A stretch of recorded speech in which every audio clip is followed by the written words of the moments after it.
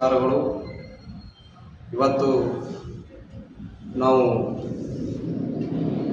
Video ಮುಖಾಂತರ ಬರಲಿಕ್ಕೆ ಕಾರಣವೇನೆಂದರೆ ತಾಲೂಕಿನ ಬಗ್ಗೆ ಕುರಿತು ಮಾತನಾಡಕ್ಕೆ ಬಂದಿದ್ದಾರೆ. ಯಾವ ವಿಷಯದ ಬಗ್ಗೆ ಅಂದರೆ ತಾಲೂಕಿನಲ್ಲಿ ಯಾವುದೇ ರೀತಿಯ ಅಭಿವೃದ್ಧಿ ಇಲ್ಲ. ಕಳಪೆ ಕಾಮಗಾರಿ ಆಗಿದೆ. ಪ್ರತಿಯೊಂದು ಯಾವ ಆಫೀಸಿನಲ್ಲಿ ಹೋದರೂ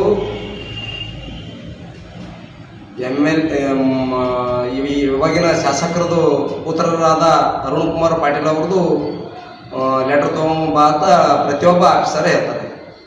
ಆ ಆಫೀಸರ್ ತಪ್ಪಲ್ಲ, ಆ ಶಾಸಕರದೇನು ಪುತ್ರರದಾರದಲ್ಲ ಅವ್ರ ತಪ್ಪದದು.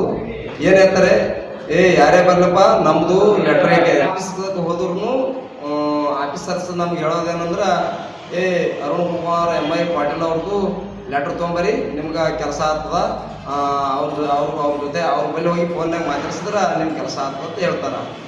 ನಾವು ಇವಾಗಿನ ಶಾಸಕರು ಯಾರು ಅವ್ರಿಗೆ ಮೀಟ್ ಆಗಕ್ಕೆ ಹೋದರೆ ಸುಪುತ್ರ ಹೆಸರು ಹೇಳ್ತಾರಲ್ಲ, ಅದು ನಮ್ಗೆ ತುಂಬ ಬೇಜಾರಾಗ್ಯದ. ನಾವು ಪಾರ್ಟಿ ಒಳಗೆ ದುನಿಯಾದೇ ಕೆಲಸ ಮಾಡಿದ್ವಿ. ನಾವು 30 ವರ್ಷಗಳ ಕಾಲ ನಮ್ಮ ಮಾನ್ಯ ಮಾಲಿಕೆಯ ಗುತ್ತಿದಾರವರು ಕಾಂಗ್ರೆಸ್ ಪಕ್ಷದಲ್ಲಿ ಹಲವಾರು ಕೆಲಸಗಳು ಮಾಡಿದ್ದಾರೆ.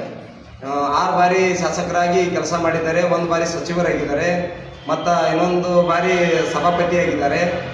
ಇಷ್ಟೆಲ್ಲ ಕೆಲಸ ಮಾಡಿದ್ರು ನಮ್ಮ ಸಾಹೇಬರು ಮಾಲಿಕೆಯ ಗುತ್ತಿದಾರರು ಯಾವುದೇ ಕೆಲಸ ಹೇಳಿದ್ರು ಮಾನ್ಯ ಅರುಣ್ ಕುಮಾರ್ MI ಪಾಟೀಲ್ ಅವರು ಯಾವುದೇ ರೀತಿಯಿಂದ ನಮ್ಗೆ ರೆಸ್ಪಾನ್ಸ್ ಇಲ್ಲ. ನಮ್ಮ ಸಾಹೇಬರು ಹೇಳಿದ್ರೆ ನಮ್ಮ ಸಾಹೇಬರು ದೊಡ್ಡ ನಮ್ಮ ತಾಲೂಕಿನ ದೊಡ್ಡ ಆಯುಧ ಇದ್ದಂಗೆ.